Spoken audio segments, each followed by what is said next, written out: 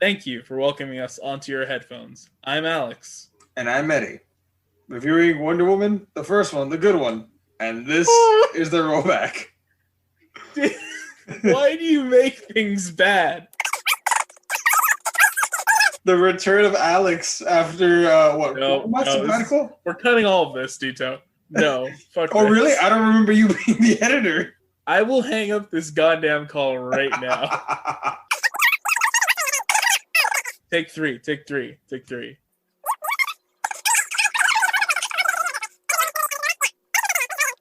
Thank you for welcoming us onto... Okay, take 4. Okay, take four. Thank you for... motherfucker. You know what? You introduce Give us. it up for take 5. Take 5, everybody. Take 5. I thought you were going to start. No, fuck that. I just said, you know what? I can't do this. You do it. I'm smiling. Oh, I'm laughing. You can't do the start? Nope, I can't. I'm smiling and I'm laughing. Okay.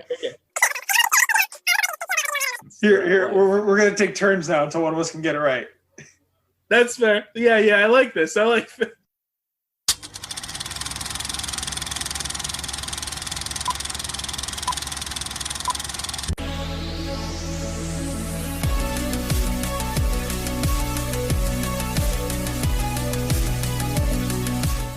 Thank you for welcoming us onto your headphones. I'm Alex. And I'm Eddie, reviewing Wonder Woman. And this is the rollback. Hey, we got it right when you did it. Imagine that. Wonder Woman. I mean, an important movie in a lot of ways as far as the landscape of superhero movies, and especially, I think, DC's efforts to kind of keep putting quality movies out goes. I have to ask, Eddie, what's your history with this movie? Were you there midnight release? What did you hear about it beforehand? What were your thoughts on the day? So I had, going in to watch Wonder Woman. You know what's funny, kind of stupid, but I guess it's progress. When I went to go see the very first Wonder Woman, I could not find a men's Wonder Woman shirt. I couldn't find it for the life of me. I had to wear some, fucking generic Justice League shirt. Then, come to Wonder Woman 1984, fucking Wonder Woman shirts everywhere, including for guys. So there's progress there. But going to go watch it, hyped, pre-ordered the tickets, IMAX theater. Obviously, you don't watch Wonder Woman in standard definition. I was hyped. I was excited. Funny enough, it was me, Nikki, and Chema that went to go watch it. All three of us, we went together to go watch this movie. We were still in college, actually. Of course. We dearly miss our co-host today. Oh, man. Oh, I think chances are he'll probably be on there with us for the 1984 review. Shit, it might be the first review where we're all there because Fernie has some thoughts. He definitely does. And I mean, the story that you tell, I think it could go in either direction. Because what if, during the first one, all the men's Wonder Woman shirts were sold out because it was so good, but then no one wanted to buy anything for 84 because they heard it was terrible? Less so. That's a discussion for another day. But today, ladies and gentlemen, it is. Alex was adamantly opposed to watching Wonder Woman. Is that a fair statement? No, it's... I'm not as against it as you would have me portrayed. Wonder Woman just didn't grab my attention. She had, I guess, kind of two strikes against her, which is first and foremost, DC movie, right? And I've said some nice things about DC movies. I've was on the review for Birds of Prey. I don't believe that they're just 100% through and through terrible, but they're never a draw for me. And the second strike is that I hadn't seen, at that point, I mean, really any of the other DC films other than Men of Steel. She was kind of, I suppose, embedded into this cinematic universe that I had no stake in, right? So I didn't think that the production company was putting out really good work, and I thought that it was too much to get invested into story wise, and as a result, I mean, I just didn't have any time for it. Mhm. The character itself, I have never been a huge reader of Wonder Woman comics. But then again, I don't read too much DC in general. What little I have is just like some of the collections for Superman, a couple of the collections for Batman. I know broad strokes, her character history. Where I know her from more than anything is probably the animated series. And she's got a lot of great moments in there. That's kind of my background as I go into this movie to see, can they live up to Diana of Themyscira from Justice League and Justice League Unlimited? So let me ask you a quick question, because you said yourself you were kind of coming in dry as far as like not much exposure as far as the cinematic universe was concerned. Um, Personally, I think Wonder Woman worked as a stand-alone. Like you didn't have to watch the other ones to really understand what was going on here. Do you agree with that statement? Yeah. I mean, so all of those qualms were the qualms that I had to keep me from watching the actual movie, and also just because it's work to watch movies sometimes. I got to pick and choose.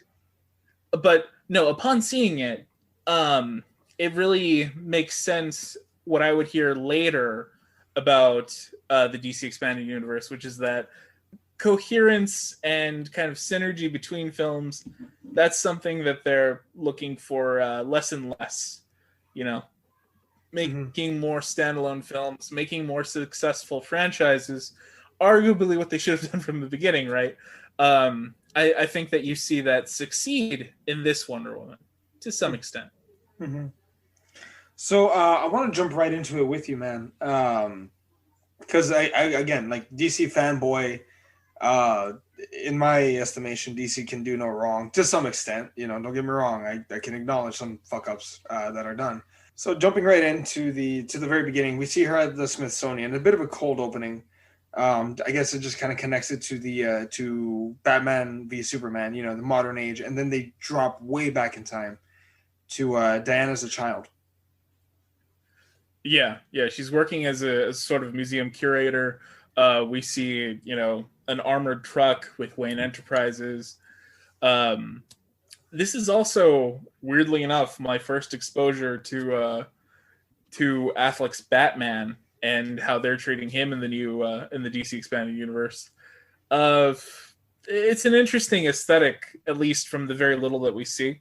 But she gets, of course, her war photograph, right, all the way back to 19, presumably 18, I suppose, because they're still fighting. But I mean, they're working on the armistice. So that is going to raise some questions that I have about Diana, but we can get into that more as the film progresses. Once we leap back in time, though, we go to Themyscira. And I guess my first question for you is Patty Jenkins. This is the first, I'm sorry, the second feature film she's ever done. First one being Monster, way back, which was a massive critical hit. The cinematics of this movie, the first time you see Themyscira, is it as almost legendary and as awe-inspiring as you would believe? Yeah, so I think that Patty Jenkins really does a good job in the movie of kind of world building, I suppose, of making places seem believable, seem lived in. There's a lot of good attention to detail, and I appreciate the art direction, which, I mean, certainly lets you know where you are in the world, right? Mm-hmm. Modern day London, as portrayed by her, is completely different from Themyscira. It's pretty different even from the London of 100 years ago. So yeah, as far as her vision of the island of the Amazons, really impressive stuff, I would say. Mm-hmm. I'm sure you're able to pick up the kind of like Roman Greek kind of overall look of the place. Which only makes sense, the Amazonians, I suppose, kind of draw from that mythology, literally speaking, right? I mean, Ares is the big bad guy of the piece. Definitely. And I got your first fun fact for you, mate. Yeah. So when they were initially doing the film, obviously, Gal Gadot, she's a talented actress, I'd argue. But one of the things that she just could not fucking do, and like she tried, like legitimately tried for weeks. She couldn't lose her accent.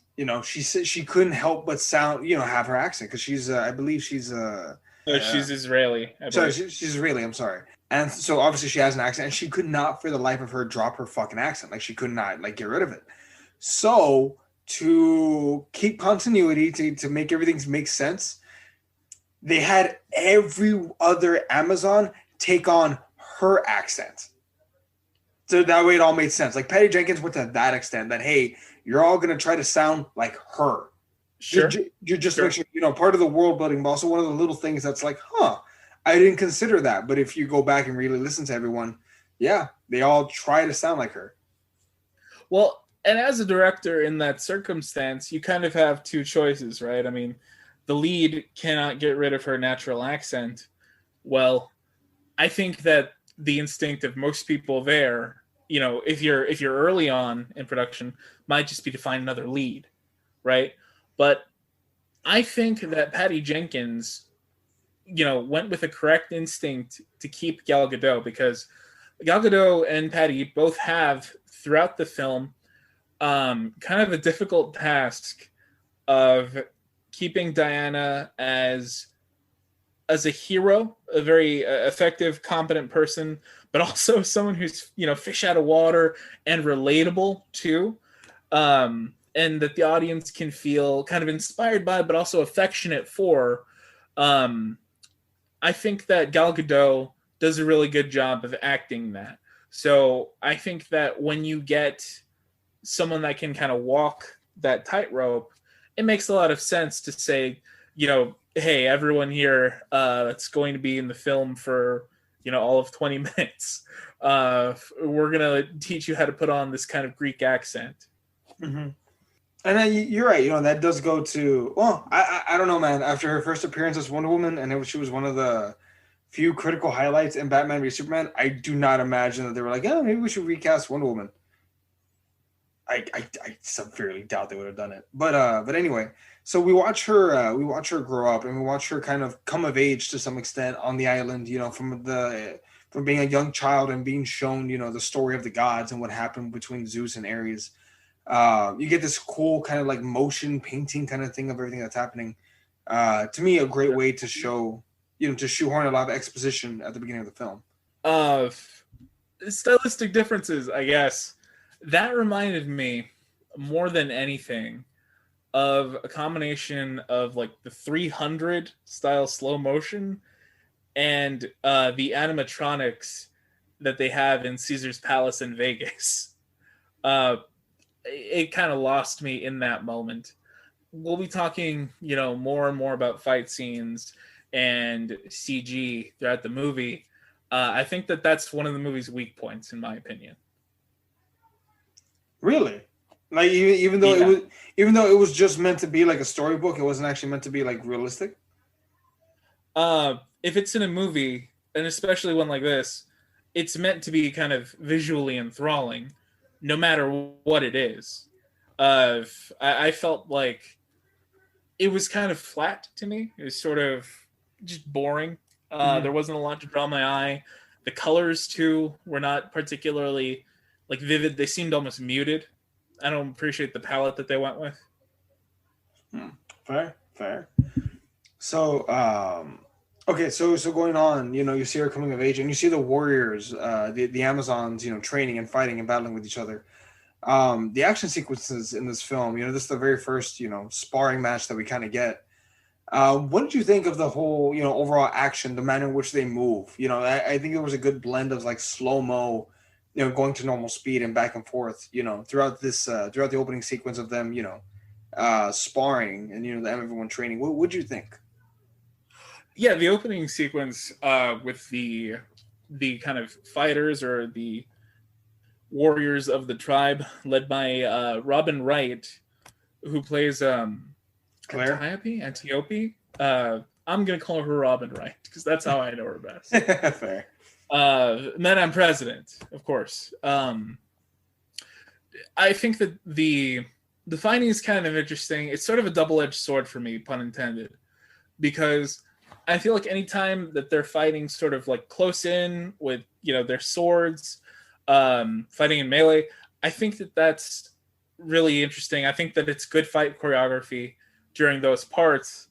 But anytime they start doing like acrobatics, and this is going to come up later, where like in the movie there are like these really high jumps, and it just feels very awkward when that happens. The tricks like, kind of hanging off a horse, shooting arrows, all of that feels impressive because it seems imaginable, relatable. Like you could imagine a person doing that.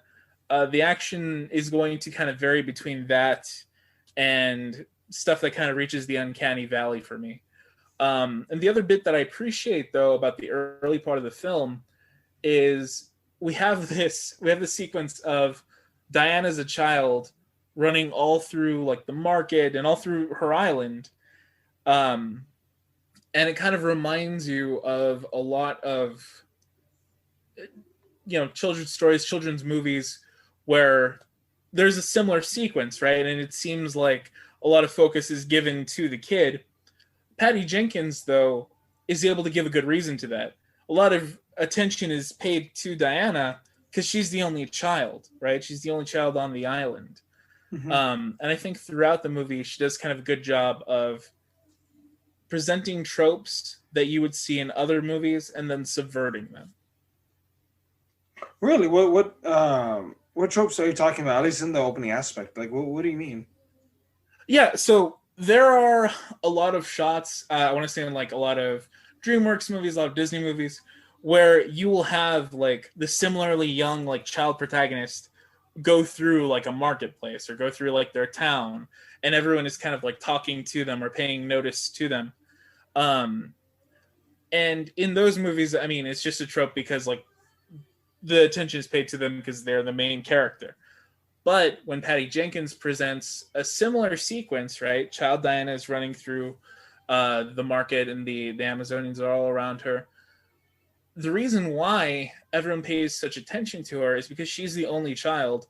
And in a very real way, I mean, she's kind of being raised by all of them. I mean, she's got her mother, of course, but Robin Wright also plays, a very big role in her upbringing, as well as her fellow warriors. I mean, they do the same thing. So a lot of attention is paid to the reasoning behind why a trope is in the movie. And we'll see that later when it comes to the war sequences, but this is where we get a foretaste of what Patty Jenkins is all about here at the beginning. Okay, you know what? That's fair. I never really took that into consideration. The fact that, she's not just Hippolyta's daughter, but really she's being raised by the village. Oh, I didn't consider that. Good point. What did you think? So thus far, you're being introduced to Wonder Woman, and I can certify a lot of what they tell you at this beginning part. The Amazons, their duty to man. What they're supposed to do, why the gods created them. I can say this. That's comic book wise, it's accurate. Right. Did you feel like you were getting like a history lesson, like as far as like the mythos of Wonder Woman? I mean, every movie kind of has to set up its exposition. I thought, other than what I was talking about with regard to the visuals of the sequence, I thought it was fine. I mean, we all have to find our exposition somehow. And Diana's mom reading to her in a fairy tale is as good as anything else. I have a question for you. Shoot. During this part of the movie, a legendary weapon is said to exist, something that can kill Ares when he inevitably returns from being vanquished by Zeus. Diana thinks that it's the sword, and no one tells her otherwise.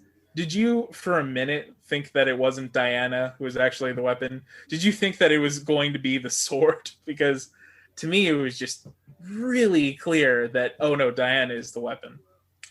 So I'm going to be twofold with you, and I guess this is the part where I guess my comic book knowledge actually becomes worked against me.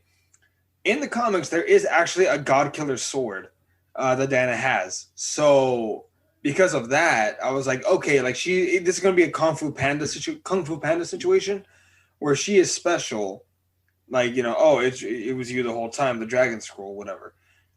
But the fact that they were introducing the God Killer sword so early on in her mythos, in her first film, what's hopefully going to be a trilogy, I was like, maybe.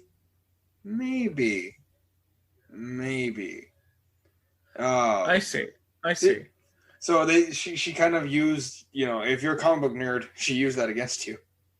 Sure, yeah, and that's always nice, right? When Jenkins and other comic movie directors can kind of give like little red herrings like that, or even cool like Easter eggs and mentions. I didn't know, for instance, that she had a God Killer sword as part of her like artifact list in the comics. All I knew, is the classic, right? She's got these bracers, she's got the lasso. I didn't even know a shield was part of it, although she has one kind of prominently in this movie. Yeah. And I wanted to ask you if you drew any similarities between this movie and a certain other comic book movie. Captain Marvel? Also, yeah, because Captain Marvel, certainly, right? Mm-hmm. You have a female-led superhero film, kind of. It doesn't like establish female characters in their respective mythos, but it is kind of flagship, right? This is a female superhero carrying the movie, and in that respect, yeah, they're kind of similar. But what I was thinking of was Captain America: First Avenger. No, yeah, I was fucking with you. Okay, great. Well, good to know that. But yeah, we have two war movies set predominantly in the past, two shield wielding superheroes, right? Mm-hmm. We even have two Steves take off in a plane to save the day at the end of the film. I see you're gonna run from the old well. Fair. I don't know how to feel about that. Especially since some of the sequences that are similar were my favorite parts of the film. But we're digressing a bit. We're getting a little bit ahead of ourselves because, Diana's main conflict. So right from the beginning, she shares the same kind of desire that a lot of protagonists have, right? Like she's Moana, she's Luke Skywalker. She's someone who wants to venture out into the wider world for adventure. Someone who wants to become more than the role that her authority figure like presents for her. But that figure, in this case her mom, just tries to keep her in a box, right? She doesn't want Diana learning how to fight, learning how to be a warrior, which is strange because, to my knowledge from the show and the comics, and the brief knowledge I have on Greek mythology, the Amazonians are kind of like a warrior tribe from everything that I understood. It just seems really strange to me that Queen Hippolyta, and again, butchering that pronunciation, would know what she does about Diana, right? Know that Ares is out there, but not want to educate Diana and protect her in that way? God. Okay, again, this goes to the comics, and it's entirely possible that this might be something that wraps up the trilogy. But there's a few reasons why Hippolyta doesn't want Diana to be trained as a warrior or to leave to leave Themyscira. There's a few reasons. Do you mind if I tell you the two main ones? That's perfectly fine. If I will say that I don't think this is going to help my thought on the movie anymore, just because I think that you shouldn't have to bring outside knowledge into a movie for it to kind of, make sense and be a good story. But I am interested. So, and bear in mind, again, this might get paid off later on if, Patty Jenkins is as talented as I believe she is, she may pay it off. So there's two reasons why. One gets kind of spoiled in the movie. Diana is a demigod. She's the daughter of Zeus. Sure. So with that, who gets really pissed when they find out that Zeus has another goddamn half-breed child? Oh, Hera. Exactly. So she's worried. Zeus's wife. For those who didn't have to read Edith Hamilton's mythology in the second grade. But you were in sight. Jesus Christ. Man, what kind of childhood did you have? We're not getting into that, man. That's fair. So it's kind of like a Hercules kind of situation where it's like Hippolyta does not want what's her face to find out, because if she does, you know, the heroes that have crossed Hippolyta's path don't always walk out in the best shape. Hera. Hera, I'm sorry, Hera. Right. Hera is notoriously vengeful. I mean, I think that most famously, spoilers for Hercules, the real version. Old tale. The real version. Yeah, she makes him, I believe, like go insane and kill his family. So he pulls a Kratos. He pulls a Kratos. That's kind of the person that we were dealing with here. So okay, that makes sense. That makes sense. But even as far as like it paying off later, I don't know. I think that if they had hinted at something like that, maybe if they'd hinted at her having maybe a better reason than it seems like she did, then I might be willing to understand that. As is, though, in the movie, it just looks like Connie Nielsen, who plays Hippolyta, it just looks like she was neglectful. You know, it looks like she was wanting her daughter to be the one Amazonian who didn't have any combat experience. Well, also bear in mind how young she is. You know, but bear in mind how young she is. She doesn't want to get hurt, and I also argue she's aware that her daughter is not like the rest of the Amazons. I think Hippolyta, and again, to be fair, this may be 100% speculation. As a matter of fact, it is because it hasn't been confirmed. She doesn't want Diana to go anywhere. She's worried that Diana will be the one to, break rank in, the world of man. Diana demands adventure. She's not satisfied with the island. She's not satisfied with simply, training with her sisters. She wants more, and that's terrifying to a parent who doesn't know anything outside of the world. All she knows is, hey, out there, world bad, here good, stay. And it may just be like a mother's worry, and it's entirely possible. That's fair. That's fair. And, we definitely do get that. We definitely do get the fact that she is, very protective, in a somewhat overbearing way. Robin Wright, we've mentioned, is kind of like the alternative authority figure in Diana's life. Robin Wright is definitely in the other direction. Robin Wright, it seems to me like she knows the secret about Diana. And she wants to train her. I mean, even when she's a little kid, Robin Wright like gives her a training staff, and they do like spear drills together. And she seems to be kind of the captain of the guard, I suppose. So definitely more warlike, definitely more. Diana should be prepared for what lies ahead, just in case. But we eventually, see the child actress, who's very good, by the way. She's not in the film very often, but I think that she kind of captures the Diana character. We see her become Gal Gadot, and what ends up happening is that a plane falls out from the sky. Mm-hmm. And again, I'm really hoping maybe this pays off in the long run. And here's another thing, which again, you got to bring in from the comics, which I'm hoping may pay off in the third film. It's possible, and I use the word possible. Zeus, so Themyscira is protected by a shield created by Zeus because he does not want Hera to find out about his side piece, that being Hippolyta, and his side baby, that being Diana, right? So it's entirely possible that Hera may have weakened the shield, may have allowed Steve Trevor onto the island. She may have incited all this just to get some petty revenge on Zeus. It's entirely possible that Hera did this. Okay. Yeah, kind of a chess master thing. She was behind it the whole time. Yeah. Yeah. Well, and full honesty here, I've not yet seen 84, but I'm going to be watching that movie now with the thought that, maybe there is a greater instigator, in all of this, because that would be interesting to me. I think that would be a better play on the mythology that they draw from than exists in this movie. But that's a little bit further down.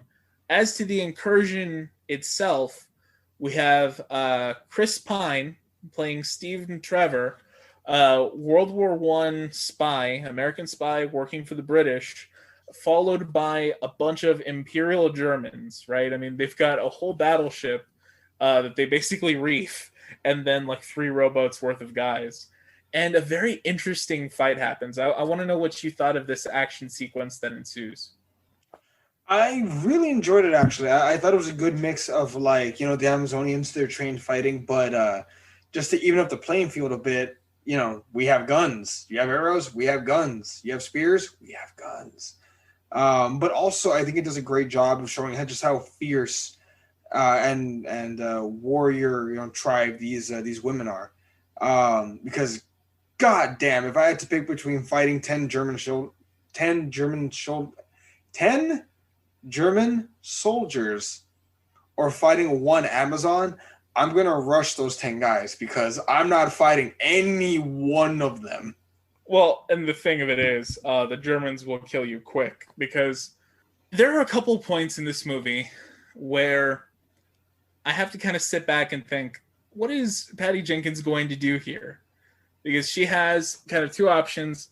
One is the option that a regular movie could take, that, a regular action movie, kind of a cliche, superhero movie. Or this can be kind of innovative. And this fight scene, a regular movie, I think, would have shown like the Amazonians able to like get past the guns or, disarm them really quickly. Patty Jenkins, though, goes in the other direction. I mean, she shows that the modern inventions of warfare that these Germans have, even just these guys in a rowboat, kind of completely outmatch the Amazonians. If it weren't for the Amazonians' kind of like greater number and the fact that there's not too much cover on the beach, I think it would have gone very differently for them, because the guns open up. And I mean, we lose several characters that we'd seen all throughout like Diana's childhood. Robin Wright dies protecting her as well. I think that was extremely interesting and a good foretaste of what's to come. Part of my comic knowledge is that DC has a lot of deities, right? It's got gods from New Genesis. It's got like the Amazonians. It's got the Greek gods. And a lot of that involves them being just kind of inherently more powerful than the world around them. I like that these mythical beings were not more powerful than like the hunting rifle that Hans had off the boat, Mm-hmm. It made it feel like it had more stakes. That feeling is going to get challenged later in the film. But as for now, I'm really impressed with the direction that Jenkins went, as well as impressed with Chris Pine's performance. What did you think of Steve Trevor's intro here in the fight scene, as well as, kind of his stay on the island? I think there's a few good things. One, I think Chris Pine kind of, and throughout this whole film, I think he reminds people like he's not just the captain of the Enterprise. He's a legit actor, like, and he's good, and he can be when he wants to be, when he wants to turn it on. He's funny, he's charming, he can be serious, he delivers hard messages when necessary. I really enjoyed his performance, and again, it's true to comic book Steve. That's the way he really is. I love his skepticism, and you see very early on that he's on the Amazon side. They're like, okay, this guy's an ally, he's at least on our side, and he brings such a character and a soul to it. One of the big highlights of this film, critically, was the relationship between Diana and Steve and what they do and how they talk and play off each other. And obviously, it takes 2 to tango. And I thought he did a magnificent job. What about you? Yeah.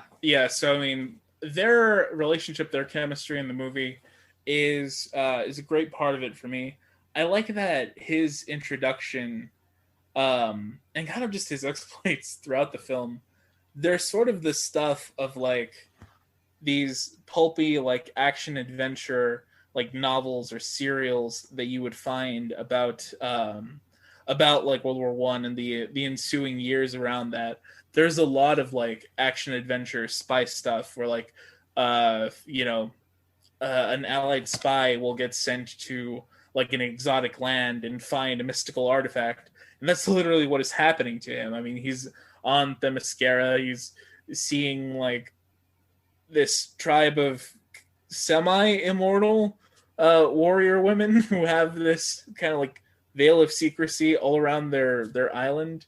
And I thought that his interplay with Diana was lighthearted, to kind of help ease the audience into it. I thought that his explanations of things from the outside world were pretty funny, and of course that lends Diana to be kind of a fish out of water. It's a very good relationship between the characters. Well, also bear in mind, I think about the context of the relationship. At the time, Chris Pine, I guess Steve Trevor technically, he has a female secretary, and very much, I won't say he's sexist, but at the very least, he's not used to women being, the way they are, which is, strong, powerful, what the Amazons are. So he's very much off-put by not only Diana's strength, but also like her force of character, her force of will, Sure. But I would ask, in response to that, how many people of that era like would be prepared for Diana, for someone who's not just like independent, self-possessed, confident, but someone who's, demigod, literally, right? And as well as being a princess, right? Someone who has a position of actual authority. Yeah. I think that would be unusual for a lot of people. I think that's the reason why Steve Trevor, and when we see him, his group later, his friends, I think it's the reason why they're a bunch of misfits. I think maybe those guys who are kind of like on the fringes of their respective groups are better able to appreciate Diana and kind of accept her value. Mm-hmm. Definitely. You see a lot of the other end when we get to Britain proper. And we have a lot of like ministers and generals who are just dismissive out of hand. Yeah. And we'll jump right there in just a moment. I just want to ask you one last thing.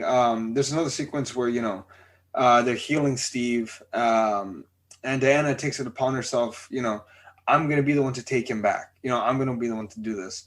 And right. she sneaks off and she breaks into a sacred temple to steal let's be honest, she ransacks the armor. She gets the God Killer sword, the armor and everything. And it's fun when she first jumps and starts to climb, and you see that snicker on her face, the smile, the I can do this. And she starts to break the brick and climb upward, discovering her powers. I don't know, it was so playful, but I think it worked so perfectly well with her character of like, oh, I can do this. Discovering your power. It's kind of like not exactly the same thing, but kind of like the first time Tony Stark like learns to fly in his garage, and he's like trying to learn how to balance, and he goes, starting off at 10%, boom, just like smashes into the wall. Clips his head on the ceiling or anything. Absolutely. I mean, I think that having characters who have fun with their powers, right, who are kind of like joyous to see these abilities, I think that's relatable, right? I mean, you get so strong that tomorrow you can punch through walls. Are you not going to climb some weird things with that power? I mean, are you not going to be pretty happy that that's happening to you? Oh, hell yeah. Exactly. And I mean, it's only natural. It lets us relate to Gal Gadot. I think that her acting is really good in that scene, and of course, just throughout. Where I think that the movie kind of lets us down is, I think the CG is a little awkward, where she like punches through rock to like get each handhold or each foothold.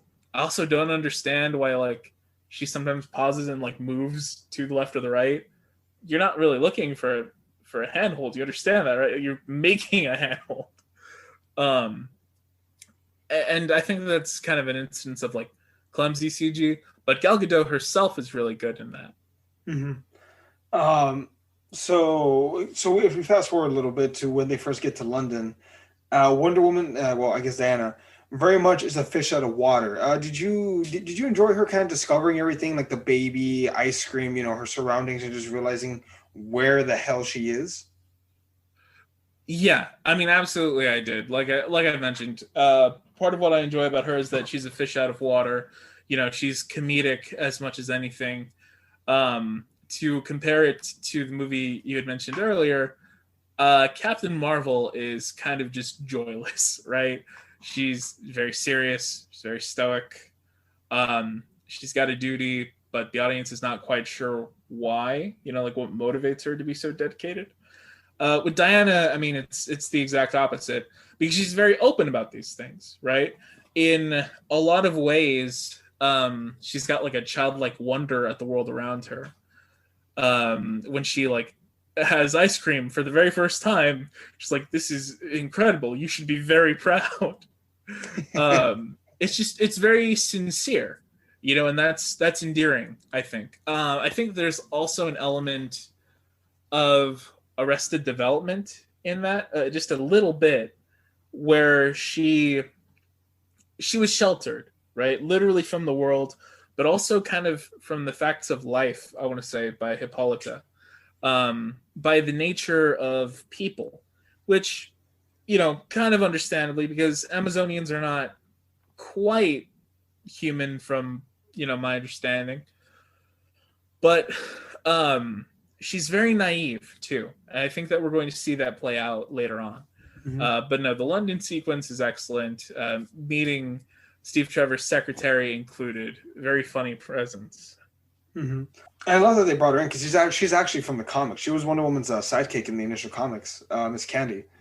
Etta Candy, played by Lucy Davis. Yeah, she's great in this. I mean, I can only assume that she doesn't come out as like a 100-year-old person in '84, but it's a shame. Mm-hmm. And you also get a little, well, again, little fun fact thing. You remember the sequence where she saves Steve in London when they're about to get mugged or attacked or whatnot? Yeah, so basically this is another example of like Steve's spycraft, right? He's being followed around and he kind of tries to like go through a back alley. But there's about, what was that, 5-6 German spies? Yeah, they were fully surrounded on every side. Right. And then Wonder Woman appears. Yeah, well, see, funny thing, that's actually a bit of a direct reference to the original Superman film with Christopher Reeves, including what she's wearing, but also the way she protects them. It's an exact, it's a bit of an homage, and Patty Jenkins did that conscientiously, saying I wanted to include this sequence as a bit of a, call back to the fans, for the fans. So, sure. Included. Sure. Well, I mean, the strength of comic book movies is that you have a lot of material that you already know a good amount of people are familiar with and are affectionate for, right? It's proven to work. I think that's why you would go to the well of the original Superman, and I think it's why you would make a standalone movie separate from what's come after. I agree. So from there, Steve is very much adamant, hey, we're going to do this. And Diana is very much adamant, no, we're going to go to the front lines. We need to find Ares, And you mentioned so, it goes to her innocence, that she believes that, we just have to kill this one guy and it's over. Exactly. So to flesh that out, her, I guess, quest, she would probably call it a quest. Her quest is that she must find Ares because Ares is corrupting the souls of humanity. That's why there's this big war on. And once she kills Ares, then the whole thing, stops overnight. People kind of like wake up. They're almost hypnotized, I suppose. Because that's kind of like the fairy tale that she's been led to believe. Steve, on the other hand, is very pragmatic. He's very much of the idea that no, we have a mission and it's going to save lives, but this whole end the war by killing one man thing is kind of nonsense. He entertains it, sort of, to keep Diana around and to, I guess, kind of try to break it gently to her. But no, she very much believes that her way is correct, where Steve has a mission to stop chemical weapons. We haven't really discussed this so far, but the main enemies of the movie, as we can see them, are Ludendorff and Dr. Poison. Um, Elena Anaya playing Dr. I forget her first name, but her surname is Maru. Oh. And of course, we have Ludendorff as the German commander that has chemical weapons under his purview, played by Danny Houston. Mm-hmm. And then that goes kind of to the villains, but I guess we can. I just want to. We can get back to that in a sec. So Diana, she's very much pushing forward to go to the front lines and whatnot, and we get our first look at the villains, really, what they're capable, what they're able to do. One thing that I found really interesting about Dr. Poison, bear in mind this took subsequent views to really understand. She's really the only high-ranking woman in the entire film, and she's the only woman with any real power, say. Because Diana's an Amazonian god, and the next most high up women, I guess, in the military is Dr. Poison. I think it's interesting that on one side one uses her strength, the other one uses her brain, I guess, to be a person that needs to be heard, a person that will not be silenced. And I thought that was a bit of an interesting dynamic. What happens when you do give this woman the opportunity to really do something, which is normal nowadays, but back then, I'm sure it was more of a. And speaking within the frame of the film, it was more of a questionable thing. Like, why do you have her here? She's a woman. Like, well, why is she one of your scientists? Didn't you see all the mistakes she's made? And Ludendorff, I'm not gonna. Is it Ludendorff? Am I pronouncing correctly? Ludendorff, yeah. Ludendorff. So, not to give him too much credit, but to his credit, he recognizes a powerful ally when he sees one. Well, sure. And I think that this kind of goes back to what we were saying about Steve and his friends.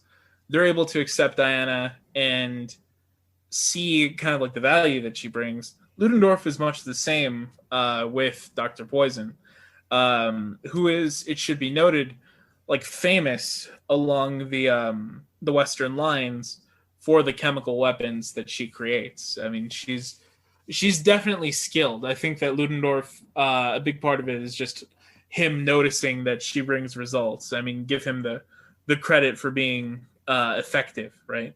Mm-hmm. Definitely, that's true. Very true. We're in London. Something else that the London kind of sequence gives us is we get to see Steve's superiors, and we get to see the whole cabinet in action. This is when, of course, a lot of them are being very dismissive of Diana. They're talking about the armistice and saying how there should be no action whatsoever against the Germans because we are planning the armistice and the war would be over. Anything that could disrupt that would be, obviously in danger to that mission. Here we meet in all of this Sir Patrick Morgan, who we will later discover, has actually been Ares this whole time. Is David Thewlis, I want to say, plays him. And this is a plot point that kind of is a snarl for me. So Sir Patrick Morgan, in his guise as an English minister, is meant to be kind of one of the architects of this armistice, right? Like, he's negotiating for peace. That's his baby. But he goes to Steve Trevor and gives him an envelope of money so that Trevor and his group can go check out this, weapons munition plant, the chemical engineering plant, so that they can stop it. And Diana's going to go along, obviously, because she believes that that's where Ares is. She thinks Ludendorff is Ares. We, the audience, now know, looking back, that Morgan was Ares all along. Why did he do that? Well, because the thing about it, Ares feeds off of war, and he knew if he sends Diana and this team over there to fuck with it, they're going to hopefully instigate more violence, more death, more war, more power for him. Ares that isn't true. from his own speech, I don't believe that that's true. I mean, because Ares will later, like in his villain speech, go into how he doesn't instigate war. He just gives them the tools. People do it themselves. I think that well, and he gets into also how his original intention was always just to show how evil mankind was. So I don't necessarily see that motivation for him based on anything that he says. Ah, damn it! I don't want to keep bringing stuff in from the comics, but I know that's a thing in the comics. Maybe they don't specifically state it in this film. He does talk about, they'll destroy themselves, just let them die or whatnot. Um, but yeah, actually an interesting point. I never really thought about that. Well, because and later on he'll say that he wants to like bring Diana in on this. I guess I'm a little. I don't know how that helps his aim. I mean, I don't understand. Extend a hand to her. Sorry. Well, at one point he does extend a hand to her and being like, "Look, just join me already, for the love of God." Like, you've seen how shitty they can be. That's true. That's true. I mean, the whole thing might be just a very roundabout way of trying to get her to his side. I just don't necessarily see if he wants, humanity to destroy itself. I don't really see how bringing her to like this specific location where a lot of his plans are helps him out. I mean, I think you could have gotten like a pretty similar result by just showing her like the Somme or Verdun. But I mean, I understand the plot has to bring these two together. I just thought that was a little bit clunky, or maybe I just didn't understand it. I don't know. I think, and again, looking back on it now, even like the little subtle things that Ares does, the way he looks, or his scowls, the little moments, the way he looks around and whatnot. Props to the acting. This is really a film you need to see more than once to really pick up on all those little things. Because obviously, on a rewatch, you know who Ares is. You know who the real villain is. And definitely, you definitely get a peek behind the curtain. Although I did, watching it through the first time, I did guess that he was Ares, just because I mean, Ludendorff is so obviously evil, but Diana seems so sure that it's him that I feel like it almost can't be. But again, I think that goes to his to her being naive. Naivete. Yeah, her naivete. Yeah. So that might be it. But yeah, but this does get us to some of my favorite sequences of the movie. Diana in the war. Mm-hmm. And again, right after this film, I know you didn't particularly pay attention when it was first released, but that sequence actually, when Diana it goes into no man's land, was the scene that legitimately broke the internet for a little while. It was the scene that everyone was talking about. It was the big character scene. It was, people were saying, why couldn't Batman versus Superman, attain this level of awesomeness? The no man's land scene. Very much hyped, very much, it was in the trailers all over the place, and it was talked about in every media, circus, every media blitz. What did you think of the no man's land sequence? Yeah, I guess I'm not surprised that a lot of people were impressed by that. I talked about earlier how Patty Jenkins kind of goes an unorthodox route a couple of times in the movie, something away from where I guess conventional movies would go. Part of that is when Steve and his crew are taking her through the trenches, right? So she's seeing all of this war. She's seeing all of like the civilians and people having their lives ruined and the injured soldiers too. She wants to help all of them, right? But this is where, just like on the beach, where modern warfare meets her, antiquated expectations of warfare, right? Mm-hmm. Because you cannot help everyone when the scope of the war is this big. There were too many people for her to help, even just in that little sector of the trench.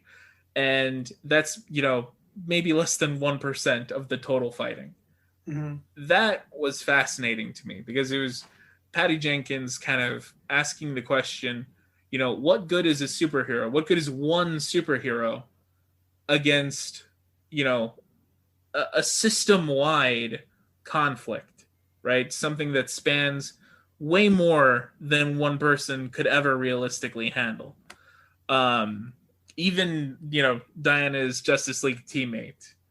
I thought that that was really interesting. I thought that the over the top bit where she charges into no man's land, I thought that that's what a normal movie would do. You know, it would show her like breaking through the trench line and being victorious.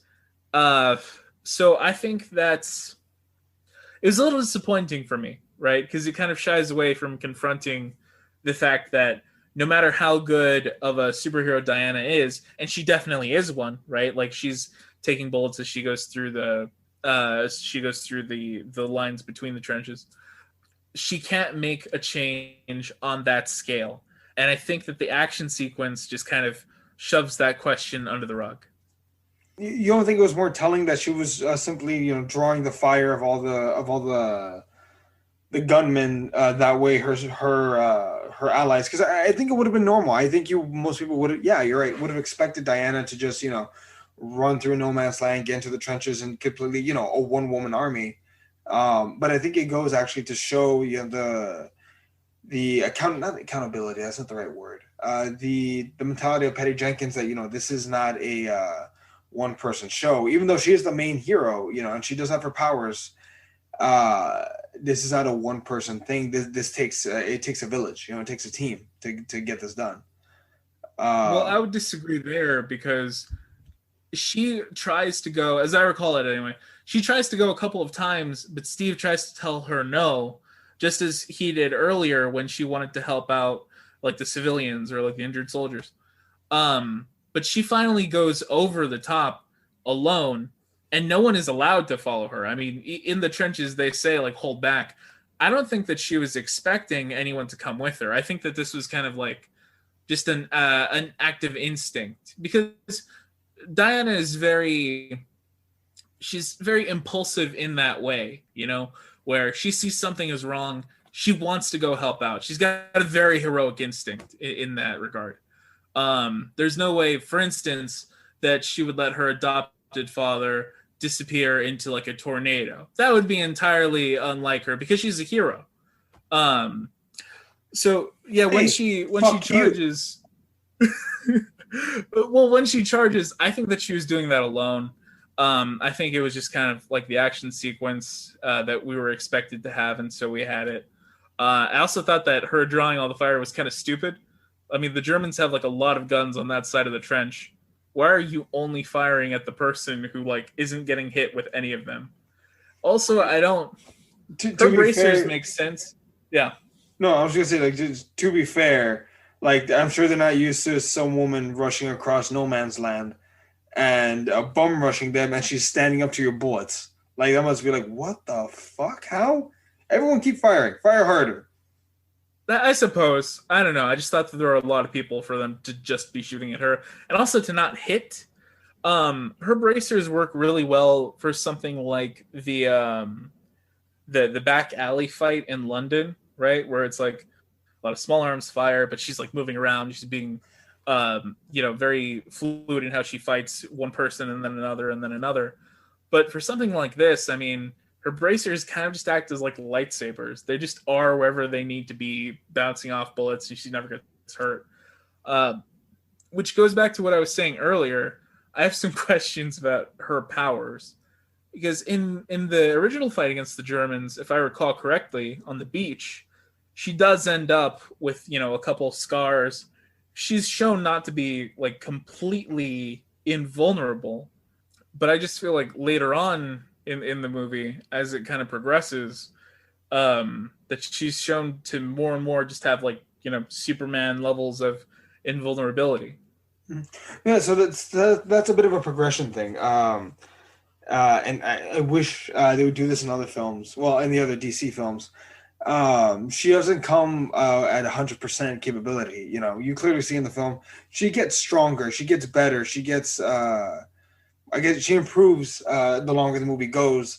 Her powers progress. So in that capacity, I guess it would make sense that she wouldn't. How do I say this? Finale Wonder Woman would have like destroyed those trenches.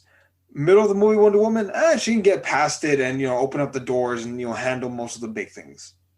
I understand that powers can progress, but I don't see why that would be. If you're saying that it's like a video game, she's only grinding low-level characters until she gets to the final boss, and not even that many of those. She doesn't like train throughout the movie. There's not like a scene of her saying that she's like become like more accustomed to warfare, or like she's gotten to know her equipment better. If anything, she should be kind of like really bad with these bracers, because didn't she just take them when she took the armor and the lasso and her shield? That is she had them on when she was sparring, but that's a fair. Oh, okay, then maybe the bracers make sense because she might have had them longer. But I'm just saying that I think that if she does get stronger throughout the film, I don't really think we're given a reason for that. Just because she's only ever fighting humans. I don't think that a regular human is ever going to put up that much of a fight against Diana, but she's pulling off different things kind of throughout the movie. Mm-hmm. Well, it might also be about having to fight on so many different fronts, but it could be wrong. Well, she fights through the trenches, and then we get to a town, right?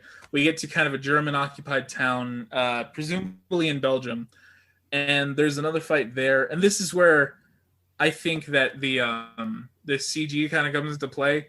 Anytime that she's jumping or throwing a heavy object, it just feels unnatural to me. She jumps almost like the Hulk might jump, but because she's not as obviously like muscled as the Hulk, it just doesn't feel right. Anytime that she threw something, it was almost like she was putting it on an invisible ramp and it was just going straight forward. That didn't feel natural either. That's fair, but I'll see your argument. I'll see your fair point, and I'll point out that we're talking about a comic book film about an Amazon from a planet, from an island that does not exist, sir. Don't you give me that shit. First of all, fuck you. We're talking about a soldier from World War II where we pretend that they had the technology to make him into a superhuman. All right, and then there's some douchebag billionaire that actually uses his money to help people. That's a lie. Obviously a lie. But we have a term for it. It's called magical realism, right? Mm-hmm. We take an extraordinary element, something that could not exist in the real world, like a billionaire helping people, and we inject it into the real world, right? Something like, for instance, Nolan's Batman. Everything in that world is pretty realistic, except for the fact that there's a vigilante, right? But the world reacts to it in a pretty real way. Like, some people, kind of lose their minds and they adopt gimmicks too. There are like police reactions. There's reactions from the government as to what to do about this person. You take the idea seriously to make the world feel real, feel lived in, so that we can relate to the character. Just because you have a premise that is fantastic doesn't mean that you get to get away with your movie not making sense. If that were the case, then, world building wouldn't matter whatsoever. And it does. And we know it does because Patty Jenkins did it well earlier. For this, though, I'm saying that it doesn't feel natural, which is bad because a lot of the other parts of the film do. It sticks out worse. I never really took that into account, but fair. I'm trying to think. Also, the lasso. I didn't like the lasso that much, but that's just a nitpick. Fuck you. I'm trying to remember. So after the No Man's Land sequence, we get a bit of respite for Diana and the team, and she has some time with Steve, and we get these beautiful moments where she's kind of learning why man just kind of deserves to be saved. Besides it being the right thing to do, she has Steve. So what do you guys do besides war? And he says, you can read a newspaper and dance and go to the store, get married, have kids, and have a life. He's kind of presenting, a life outside of war for her. All right. Hey, so quick question before we continue on, from the village. What did you think of the ragtag team? We didn't really get to talk about them very much, but what did you think overall of this band of misfits, these howling commandos, if you will.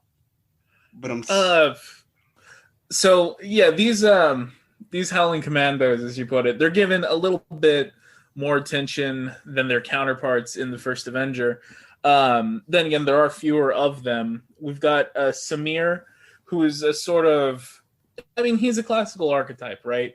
You know, he's kind of a trickster. He's a smuggler. He's good at getting people in and out of places. He's got a bunch of, you know, fake identities. He's a natural actor. Him and Gal Gadot have a really good scene where they kind of like trade languages back and forth. We've got Charlie, a Scotsman sniper who, due to his PTSD, cannot, you know, fire a rifle anymore. He's kind of alcoholic. He's got handshakes. And one thing that I thought was interesting about his character is that normally in a war movie, which is not quite the same as this, but it's related. Normally in a war movie, you would see a character like that, you know, come to terms with what had happened or be able to make the shot at the end. What did you think of that choice that, you know, Charlie never really gets over it? I think it's the most realistic part of his PTSD that it doesn't just go away at a moment of well, we need to, like, no, it's right. It's an ongoing process. It's an ongoing battle. Like, you know, it doesn't just stop because, oh shit, now's the time. You know, I like that aspect of it. I like how deep and how carved out these characters are. Fun fact, I believe Samir, the very first one, he actually shares a surname with one of the members of the Blackhawks. Do you remember when he mentioned that his cousin was teaching him how to fly? No, I don't remember that line specifically. So it's a bit of a throwaway line, but it's kind of also a give to DC hardcore DC fans. His surname is one of the names of the Blackhawks. You know, a very famous World War II fighter plane team that DC had or has, I guess. Oh, so they're saying that Samir is like the father of one of them, or no, a cousin. He's a cousin of one of them. And they would be active. Apparently, there's been talks of Steven Spielberg, which hopefully maybe he actually has intent of directing a Blackhawks movie. Steven Spielberg can do a lot of things. I wish him luck. I wish him great luck and great success. I mean, it sounds cool. I mean, imagine a superhero film, but like World War II, not World War One, World War II, but not super soldiers. We're talking just like really good fighter pilots and like air dog fights. I think that could be awesome. So like a dogfighting movie. Yeah. You ever seen Red Tails? No. What? It's such a good. It's not like the best World War II movie ever made, clearly, but I mean, it's a pretty fun action movie, and I mean, again, there's dogfighting up in the air, you know, with the planes and stuff. It's pretty interesting. No, I'm just saying that, you know, dogfighting movies, well, kind of like you mentioned, right? They sort of exist, and I'm just wondering what the slant on it from a DC perspective would be if they're not superheroes. But that's a review for another day, I guess. We also have the Chief, right? Played by Eugene Braverock, and he's got sort of like their tracking ability. He guides them through the wilderness and the towns that they have to get to reach this cloistered factory. He has a kind of a brief conversation with Diana, talking about how his land was taken by Steve's people. There's not like a lot of nuance given to it, and it's sort of, I don't know, to me it was odd that it was given so little attention. I get that it's for her because she's kind of grasping at this point that, you know, mankind is not inherently good, and if Ares is behind all this, then he's been behind it for a while. I just thought that was kind of shoehorned in.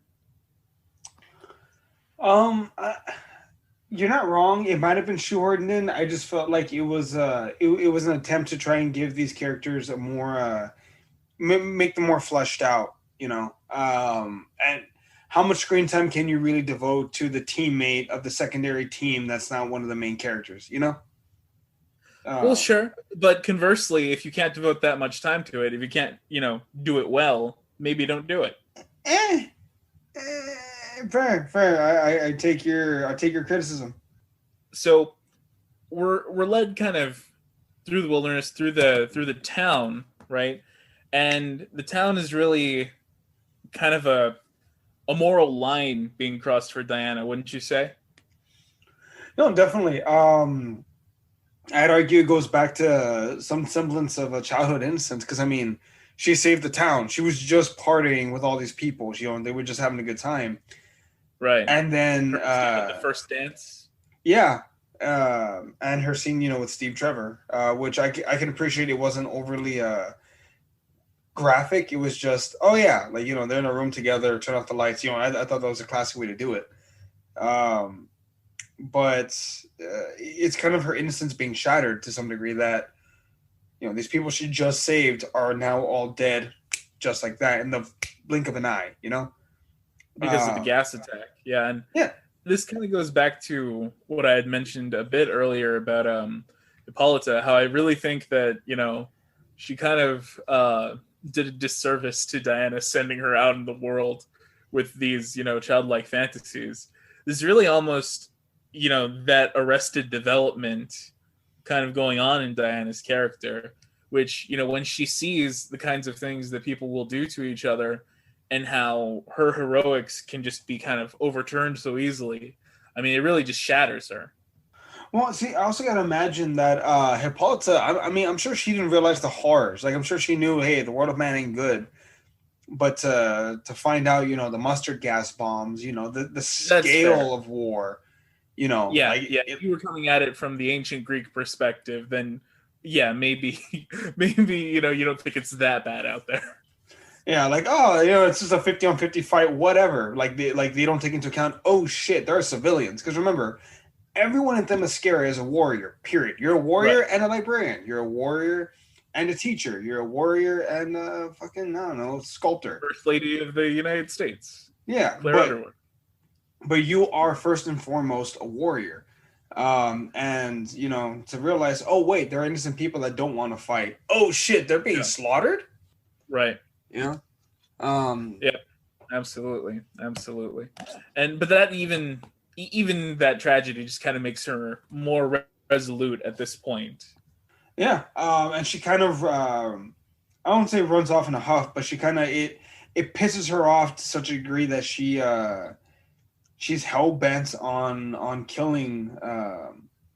On killing. Oh, I'm sorry. You can pronounce his name much better than I can. Ludendorff. Yeah, Ludendorff, right? Who she's convinced still is Ares. Yeah.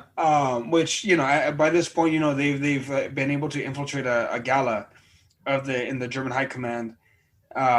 Steve is able to infiltrate as well, and he has to stop Diana from killing Ludendorff.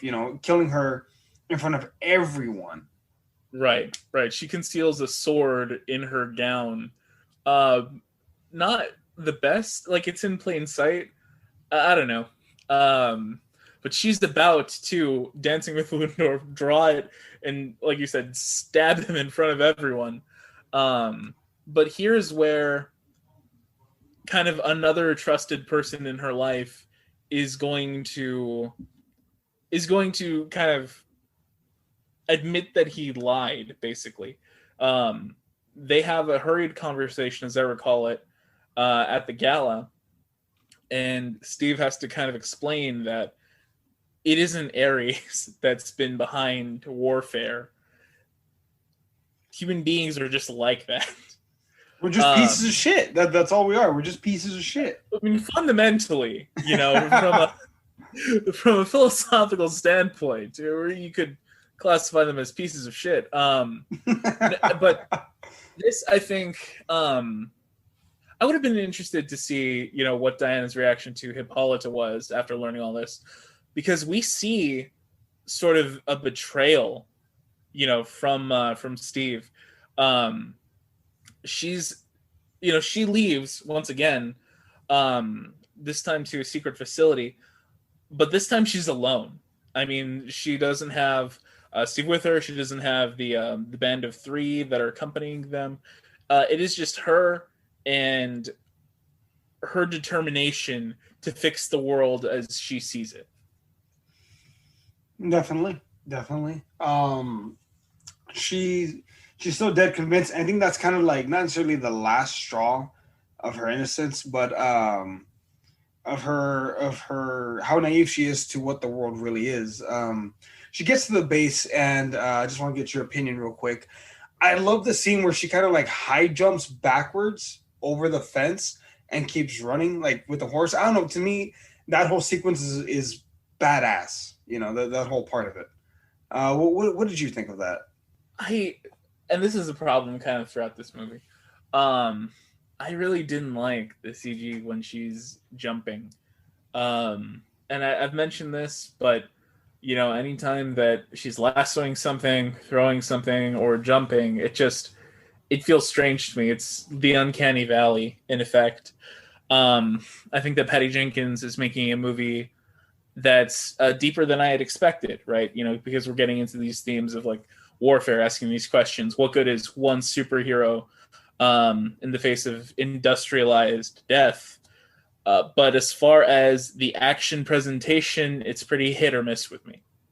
That's fair. That's a fair point. I don't know. I guess it's just like the way it looks. To me, the smoothness of it from the transition. But yeah, I understand it's not everyone's cup of tea. But what I do want to get your opinion on is we get a short battle between Diana and Ludendorff, who's on this like crack cocaine super soldier serum. Yeah, courtesy of Dr. Poison. Yes, and they trade blows for a minute until Diana's able to get the upper hand, and she essentially gets her, and I'm just gonna fucking say it, her first real kill. Like she just straight up is in his face and just stabs him right through. The sword comes down through the floorboards. You see that from Steve's perspective. Yeah. You know, she is convinced that Ludendorff is the god of war. Ludendorff, I'd imagine, is somewhat confused, but you know, maybe he's just too drug-addled to care. He powers up, and they have a very brief fight. Yeah, that power wasn't very sustainable though. It's for too long. Yeah. Yeah, Where's she chemistry gets taken now, out. Dr. Poison? Well, Dr. Poison, I think is a bit of a tragic villain, but we'll get to her in a minute. So after she kills Ludendorff, we see, you know, she's shocked to see the soldiers are still loading the poison into the planes. They're still doing their job, and she's dumbfounded, like, what the hell is going on? Why, you know, why aren't they stopping? And then we get the reveal that everyone saw coming from a mile away. Yeah. Yeah, it's not, you know, any great stretch of the imagination to believe that our mild-mannered, you know, really nice guy funded their mission personally, Sir Patrick, it was actually Ares all along. And you had mentioned that her finding out that Steve never really believed in Ares wasn't the last straw. I would argue that if there is a breaking point in the movie, this is it for her. She's just, you know, been confronted with the reality of the lie that she was given her whole life. And not only that, but she finds out that her and Ares are also related. It's a real kind of Luke, I am your father moment. No, definitely. And Ares, I mean, true to form, just to start, what did you think of his design? Like overall, you know, he's able to throw metal. He's able to use the steel to carve out, you know, his armor and whatnot. What did you think of his look? I wish that I had more positive to say. It's just that the CG on Ares at the end, I mean, it's video game-esque to me. I felt for large portions of that fight like I was just watching a cutscene. I thought, you know, maybe this is where God of War is graphically these days, but I don't know. I thought it was pretty generic. I was fairly unimpressed with the visual aspect, but also the writing on Ares was not great. His speech that he gives was like 5 non sequiturs. He just kept saying things that weren't related to what he had been saying. The general gist of it is that he would make weapons and just wait for the humans to use them. and that in the war against the gods, he had been attempting to show the other gods how evil humans were, but they didn't listen, so he killed the gods. And then he Jesus. says that he's not the god of war, he's the god of truth, which truth has deities in Greek mythology attached to it. So I don't know. That was, I felt that the movie hit its high point right around the middle, and it's just kind of a descent from there. I don't know. I kind of like the idea of, and again, I understand rose tinted glasses. Fucking, I'll ride that coattail to the day I die. Um, I understand that, but also I like the idea that Ares is making a point that I'm not the villain here. I just put the toys on the floor. They're the ones that pick it up and use it to kill each other. Like, it's y'all's call. You guys can just play with flowers and be peaceful. They choose not to be. They're animals. You know, they're sick creatures. I'm just sitting back and watching the fun, which I like it. I understand it. I just wish, and I think if I have one criticism of the Wonder Woman franchise, even to this point, I wish they had saved Ares for later on and made him like a secondary villain in this one and maybe even the next one. Because I feel like his motivation is awesome. The way he goes about it is great. I genuinely like his look. To me, it looks badass. The fact that he just morphs the metal into his armor, I like it. It's just I wish his motivation had been allowed to be carried out throughout the series of movies rather than one film.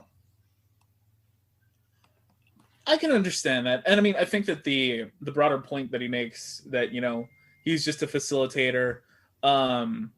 I think it's arguable, but you could at least get something good out of it, right? Mm-hmm. But they kind of shadow that with all like the nonsense dialogue that he gives. He's got this one line where him and Diana are like fighting, debating, and she says something like, "Well, what about love?" And he says, "Then I will destroy love." I have no idea.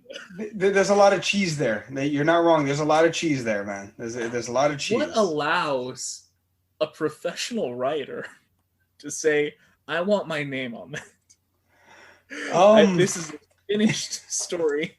The thing the is, villain is going to destroy love with mustard gas.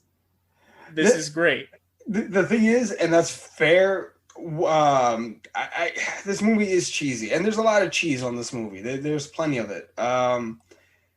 Again, if I can give a criticism, I probably cringed a little bit at some of those lines, but I was like, you know what, fuck it. Like, I'm watching a Wonder Woman movie.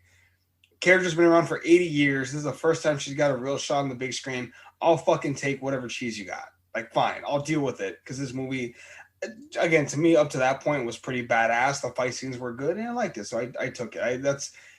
Your criticism is fucking valid, is what I'm trying to say. And I can understand going with the movie, right? I mean, there will be times where if a movie has me along for the ride, or it makes a strong start, or I'm just really liking some aspects of it, I'll let these things go. But Wonder Woman has been ups and downs for me, right? Patty Jenkins has really impressed me with some of like the harsher look that she's able or that she's willing to give to like the realities of being a superhero in this world that kind of seems to have passed heroic ideals by, and using Diana as this fish out of water character to examine those issues. So I was really impressed with that. But then some of these choices are, just really generic or really boilerplate, and it disappoints me when that happens. So I can't fully endorse the movie because of that. But of course, like all boss fights at the end of video games and movies alike, this one has to end, and we get, I would say, like the emotional climax of the film with Steve's choice. What did you think of that? Did that hit you at the very least, where Steve, kind of runs off, Diana has her ears like blown to smithereens for the briefest of moments, and Steve leaves her his watch. And he, he says like, you can save, I can save today, but you can save the world. Like, leaving that moment behind, and running off to what he knows is his death. Like, there's no question, I'm gonna die right now, but Yeah, it's yeah. worth it. Chris Pine and Gal Gadot have really good chemistry throughout the film, and I think that the important part of that scene is saying that, yes, he did not, if not lie to her, then like string her along with regard to the Ares thing. But that ultimately the important thing isn't that he believed in Ares; it's that he believed in her either way. You know, Yeah. and there's a bomber loaded up with the the improved gas weapon. Masks are ineffective against it. It could lead to millions of deaths. It could lead to basically a reignition of the war, right? It could break apart the armistice talks, and it's already coasting down, and Steve kind of takes over, and he does. I mean, it's basically the ending from First Avenger. I mean, it's the parallels. I mean, are pretty much one to one, at least from my perspective. No, and you're not wrong. Steve's death was meant to kind of snap Diana and kind of make her realize, like, as fucked up as humanity can be, they're worth fighting for. There's reason worth they're worth saving, and I think that's the point she makes. She doesn't pick love. I think in general, when Ares is like, I'm gonna kill love, like she says, love is in compassion. She's choosing forgiveness. She's choosing to not hate. Rather than it just being like, well, I pick love. I think there's more to it, but Oh, sure. On her side, yes, absolutely. yeah. That's a good choice. But when he says I'm going to kill love, that's what I thought was the stupidest thing I'd heard all day. See, Um, would it have been better if he had said something along the lines of like, then I'm gonna kill love. I'll kill compassion. I'll kill the I guess the spirit in each and every single one of them one by one. Like, would that have been something better? yes, because that because there's a plan of action there. You see, he's saying what he's going to do, and he's outlining his vision to do it. That's what the one's kind of the villain's monologue, if you will. Well, okay, we joke, but the villain's monologue actually is important as far as establishing what kind of a bad guy he is. Yeah. Monologues can tell you about a person's nature, about their wants and desires, their methodology to how they see the world. It can be, and this goes back to Shakespeare, to the Greeks.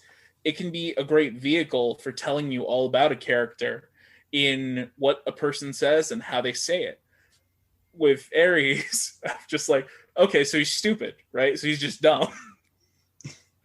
And then the other part of the ending, which I found interesting, is that there is a contrast to First Avenger in that the person we're going to follow is not the one who is lost, right? It's not the one in the ice.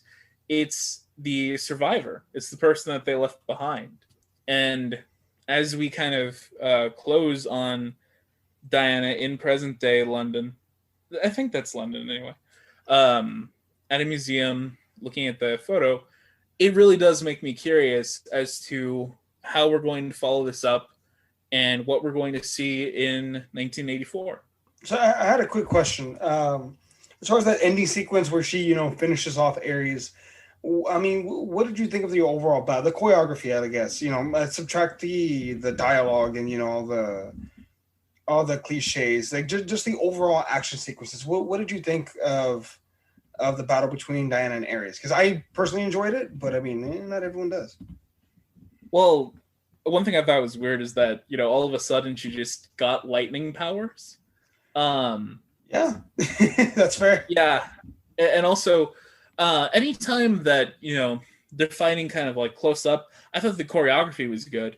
It's just that I didn't enjoy the visuals or the CG on it, the effects. So those kind of detracted for me, but overall I did enjoy it. Before we go, what are your final thoughts on this movie, like overall as a whole? Patty Jenkins went in different directions than I expected, with a few parts of the film sometimes going higher than I thought she would. but at other times kind of stumbling. This is a good movie, but it's not the movie that it could have been, which is a great movie. But it is enough to interest me for next time. I'm really looking forward to seeing the sequel, seeing if maybe we get some improvements. I'd give Wonder Woman a B. B. Okay, I think that's your highest rating for a DC movie so far, isn't it? It is, yes. Wait, what did you give Birds of Prey? C plus, I believe. Oh, okay, fair enough. Shit, is it really a surprise? I gave Wonder Woman an A, but again, biased DC fanboy. Y'all can my opinions are bullshit when it comes to these movies. Fair enough. I choose to enjoy what memories I can get. If you're listening to us via podcast, please subscribe and review. We'd greatly appreciate it. If you're listening to us via YouTube, again, please subscribe. We're trying to grow the channel. We're trying to grow this podcast that, we do every single week. I've been Eddie. And I've been Alex. And this was The Rollback.